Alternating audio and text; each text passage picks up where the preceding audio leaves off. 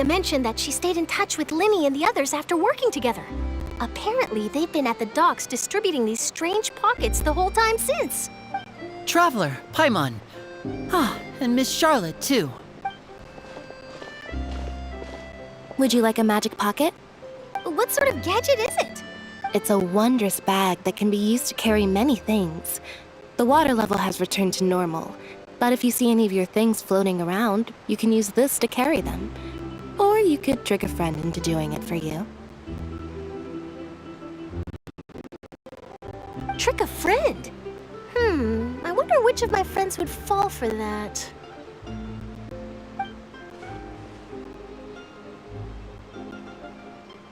You could just make a friend like Fremine here. Isn't that right, Fremine?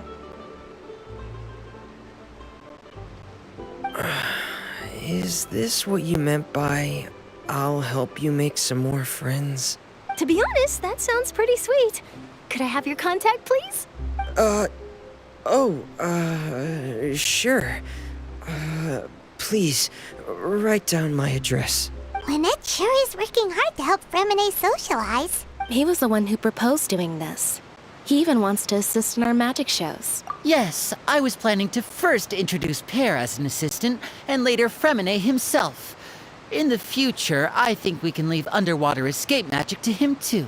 That said, would anyone want to see a diver escape underwater? Oh, it'll work out. Every journey begins with the first step. He'll become a part of our show eventually. Lynette, could you come over? Miss Charlotte says she wants to take a picture of us. Got it.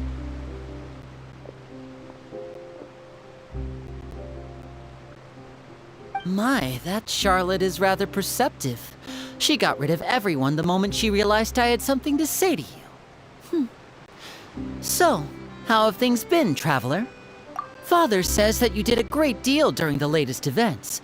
She's very grateful for your contributions to Fontaine. That's all right. We were more than happy to help. So, what's she doing now? Oh, I guess you haven't heard. Well, after Lady Farina left, Father and Monsieur Neuvillette opened negotiations, during which he gave Fontaine's gnosis to her as a diplomatic gift. A diplomatic gift? A gnosis?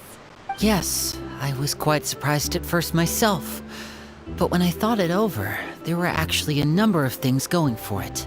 It could have been done as an apology for the incident with Lord Child, or as thanks for his help in tying the all-devouring narwhal down.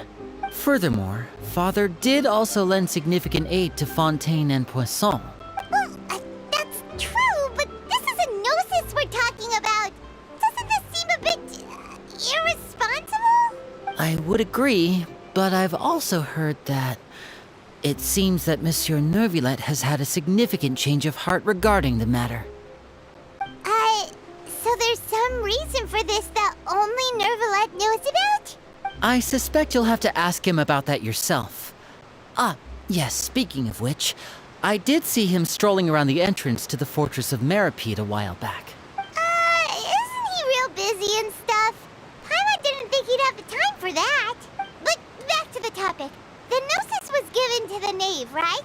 What about Child? They say that he's returned to Snezhnaya to recover from his wounds. I hear that the recent disaster really did a number on his health. That's true. When you think about it, we've had loads of run-ins with the Fatui. To think we'd be allied with them this time. So shocked by such a simple switching of sides?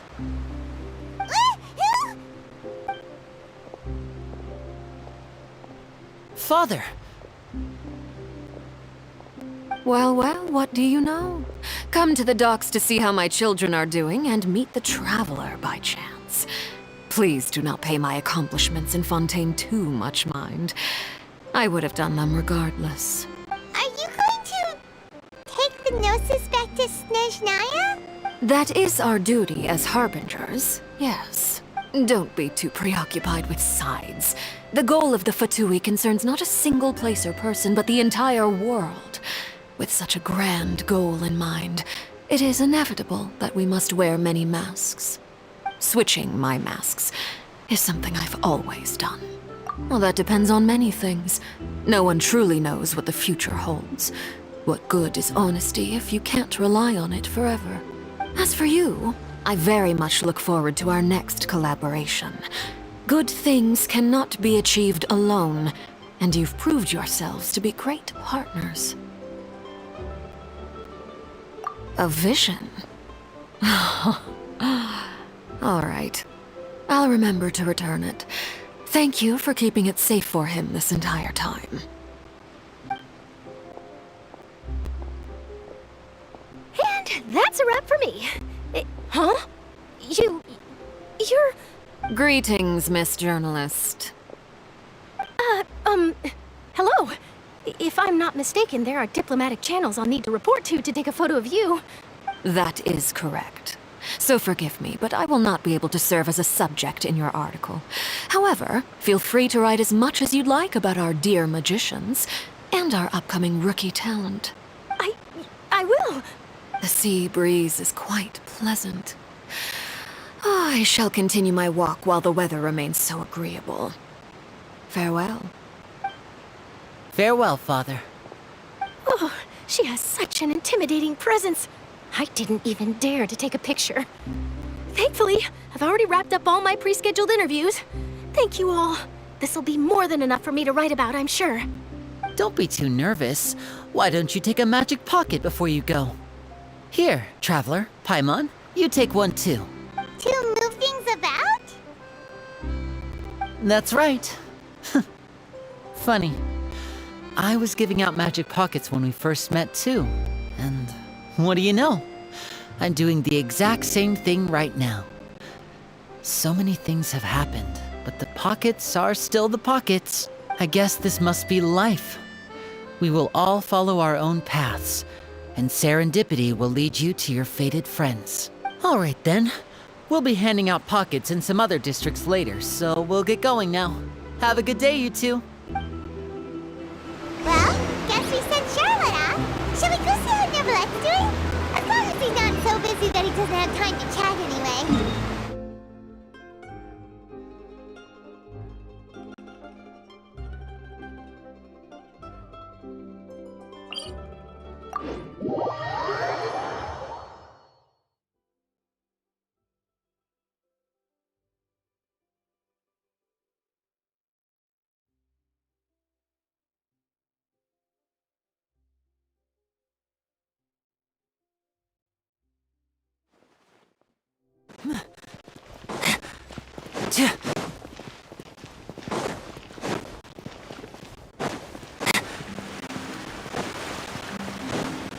And voila!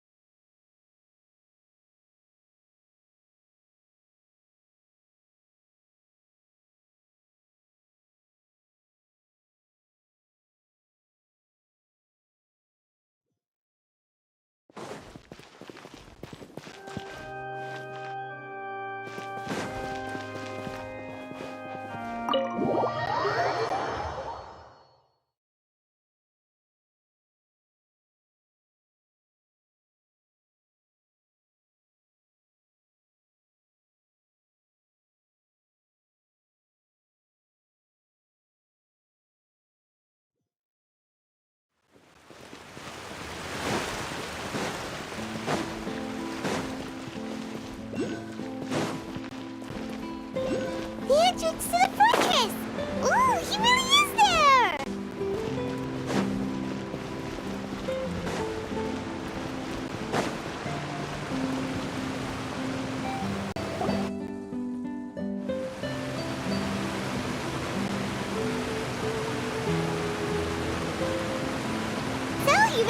here, Neuvillette.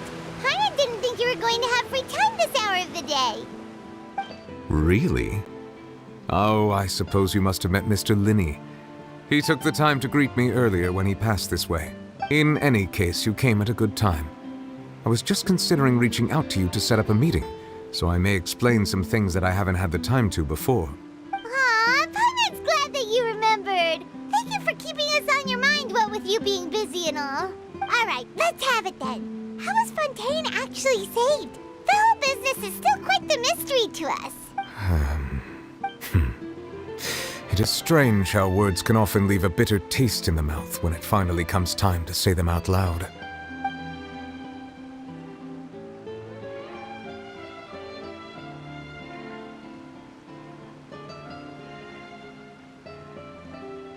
Whoa. So that's what happened? Focalor destroyed the divine throne of the Hydro Archon and restored your power to you, transforming you into a fully fledged elemental dragon sovereign. But Paimon still doesn't quite get what you did to save the Fontainians from dissolving. For me, the authority of the ancient dragons refers to absolute control over the hydro element. Fontainians were incomplete humans born of Egeria's use of the power of the primordial sea, with constitutions similar to that of mimics. But so long as those primordial energies remain within them, I could use the ancient dragon's authority to grant them true blood, after the fashion in which life was first brought into being on this planet. In other words, when I gave my verdict, Fontainians became true humans, and thus would naturally no longer be dissolved by water from the primordial sea. Focalor must have counted on you to make that decision as well. Your verdict was the key to making the prophecy appear to have come true while saving everyone. Yeah, and in a manner of speaking, Focalor finally managed to fulfill the original Hydro Archon's wish to turn Oceanids into real people too! It seems from your expressions that you still have more things you wish to ask. Ask away. I will tell you the truth as I know it. I have investigated his case along many avenues, and I have learned that he once fell into an unknown chasm when he was young. There, by chance, he awakened the all-devouring narwhal. But whether it be by sentiment or reason, that should not have been enough to consider him the root cause of the disaster.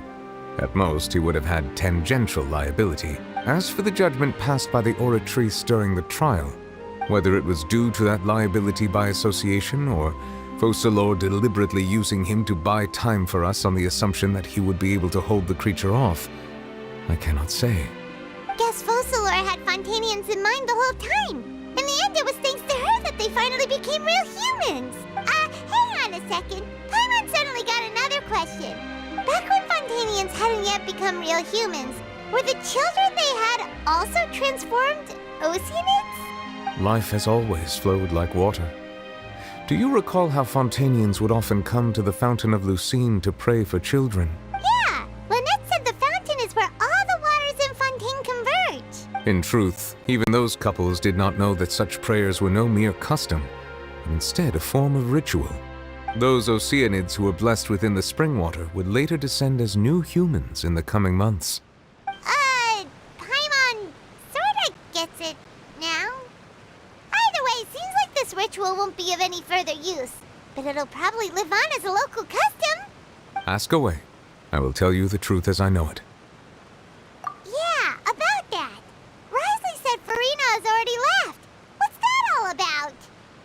Ah, Lady Farina. The people are only aware that her death sentence has not been carried out. She abdicated the post of Hydro Archon and left affairs related to that title to me, before leaving the Opera House.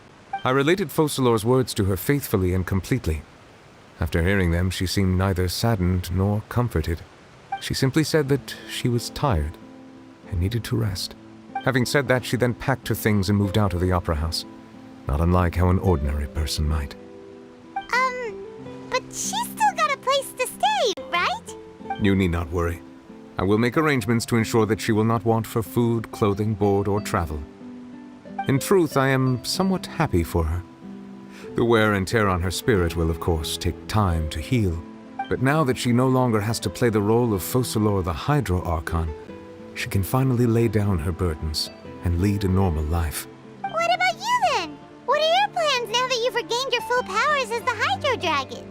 After Focalor passed on, the Oratrice also ceased to function. This matter will directly affect our trials. After much careful consideration, I've decided to take over its role in our courts. From now on, I shall hear cases and pass verdicts by myself. Looks like you're still considering stuff from the perspective of the Udex, huh? As an elemental dragon, there are indeed many things that I must do. But this power and this duty, in a manner of speaking, you could say that both were granted to me. As such, before I attend to my other responsibilities, I must first and foremost continue to serve Fontaine as its highest judge. The duty of the Hydro Sovereign and the duty of the Udex shall coexist within my person. Additionally, the Hydro Archon's departure has brought about another problem, which is that the Opera House shall no longer produce indemnitium. That's true. That power was derived from the people's faith in the Hydro Archon, wasn't it? Wait, but the various mechs and machines in the city are all still okay. Where are they getting their energy from? As I am now, I have full command over New Musia, and it can serve as a complete substitute. Another reason why I cannot quite leave Fontaine immediately. Wow. This ancient dragon's authority stuff is really quite useful, huh? Ask away. I will tell you the truth as I know it. Oh, that's right! They say you've given it to the knave as a diplomatic gift or something! Leaving aside their intentionality, the two Fatui Harbingers have indeed done much for us during this crisis. Their sole remaining goal in Fontaine, at least at this point, would seem to be the Gnosis. The Oratrice has ceased to function. The Hydro Archon's divine throne is now no more, and I do not need the Gnosis's power. As such, it has lost all meaning for Fontaine. If the Fatui have impure designs, then we might as well accede to their request now, and avoid unnecessary conflict. Ugh, what complicated considerations! Paimon thought you were just giving it to them out of gratitude to the knave and as an apology to Child. Ask away. I will tell you the truth as I know it. You will soon be heading to Natlan, I presume. I'm afraid that I have little talent as a travel guide, so all I can do is tell you what I know about that land. As far as I'm aware, Natlan can be said to be a nation of dragons. A nation of dragons? You mean like you? No, I suspect that I would not find myself welcome there. Unlike ancient dragons such as myself, the dragons of Natlan have undergone long years of development and evolution. Large numbers of them have entered a form of coexistence with humanity. Natlan is also the nation of war. War ravages those lands like an undying flame. There is one other piece of information I got incidentally from my negotiations with the knave that I believe may be useful to you. The harbinger known as the Captain has thrown his hat into the endless ring of war. The captain. Sounds like a real tough customer. Seriously, everywhere you look, there's a Fatui Harbinger doing their thing. I suggest that you fully prepare yourself before going to Natlan. In the meantime, Fontaine's doors will always be open to you. Ask away. I will tell you the truth as I know it. Hang on a sec. Paimon's still got a question about the Gnosis. When we spoke to Linny earlier, he mentioned that your attitude towards giving away the Gnosis had clearly changed. We guessed that there might be some reason for it that only you were aware of. No wonder the House of the Hearth is the Fatui's intelligence division. They are certainly sharp. So regarding this specific issue, I was just getting ready to share something with you. What is it? In truth, I exchanged some further words with that lady named Skirk after sending you two back to the surface. It went something like this.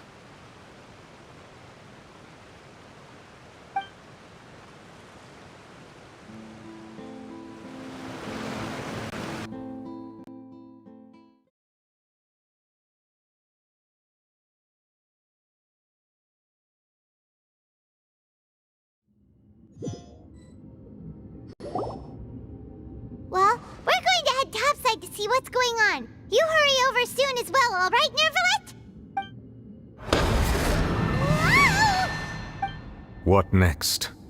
The all-devouring narwhal isn't here, so I'm no longer getting any interference.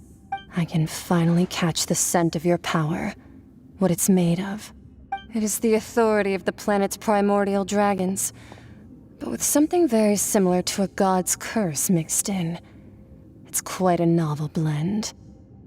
I'm sure I've encountered something like this before. What was it again? I do not know what you speak of. Of course. How could I forget? You should have the remains of the third descender on your person, yes?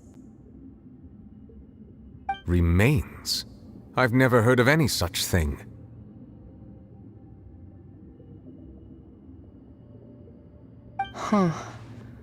According to your parlance, I believe it may be called a gnosis.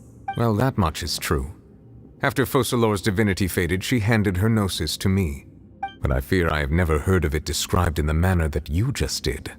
I've been training with my master, the Foul, ever since I was young, and I have never returned to the surface since.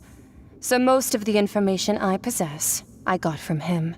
It is only natural for those who are greater than humanity to possess a different sort of common sense, which is why there are so many problems in our attempts to communicate with humans.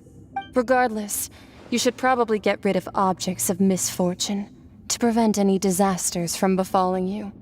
To live in itself is a blessing. But once a person dies, the bonds he once had with this world shall all turn to curses. What do you mean by that? No need to fret. These are just my personal thoughts, and my reason for no longer wishing to return to the surface. This third descender you refer to, who are they? And when did they die?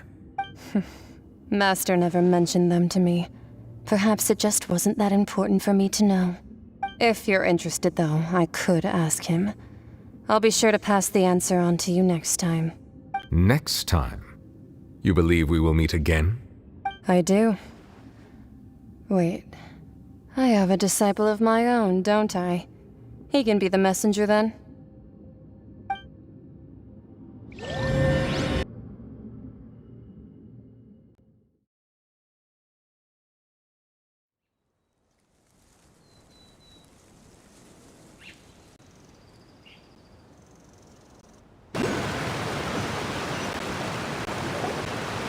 That's what she told me. Whether it would prove useful or not, I wanted to pass that information on to you.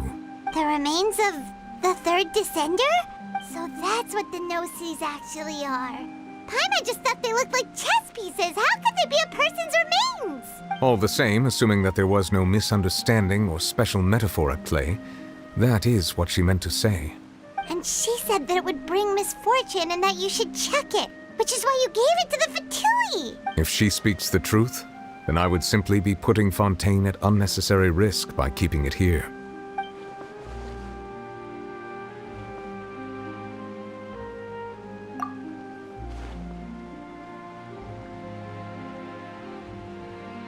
I had guessed that you might already be familiar with this concept, but I did not expect you to be one of them. That means that the Gnosis, which are exceedingly element-compatible and can even enhance elemental abilities, do indeed come from the third descender. I wonder, does your body also possess similar properties? Like being able to use elemental powers without a vision. That does sort of count as special compatibility, right? No, let's not think about this stuff right now. It just feels creepy. Comparing the Traveler to the dead third descender and all. That's what you say, but this topic still feels like bad luck. Once Child recovers, let's get some more answers out of him. Or go look for his master and get the answers that way. I too believe it unwise to make too many blind guesses when information is lacking.